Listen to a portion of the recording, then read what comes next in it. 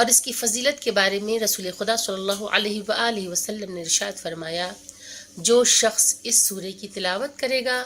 اسے اتنا ثواب ملے گا جتنا ثواب اس کو ملے گا جو رسول اللہ صلی اللہ علیہ وآلہ وسلم کی اس حالت میں زیارت کرے جبکہ آپ کسی وجہ سے غمگین و پریشان ہوں اور وہ شخص آپ کی پریشانی کو دور کرے۔ عزیزان گرامی، یہ اس قدر فضیلت کا حامل ہے کہ جس میں ایسی حالت میں رسول کی زیارت ہے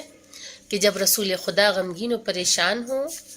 اور ان کی پریشانی اور غمگینی کو دور کریں، انسان ان کی پریشانی کو دور کریں۔ اس کے بعد رسول خدا صلی اللہ علیہ وآلہ وسلم نے ارشاد فرمایا کہ جو سورہ کی تلاوت کرے گا اللہ تعالیٰ اسے یقین اور عافیت عطا فرمائے گا۔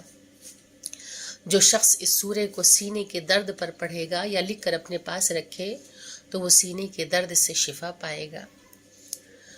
جو شخص اس سورہ کو دل و سینے کی تکلیف میں پڑھے گا اسے شفا نصیب ہوگی۔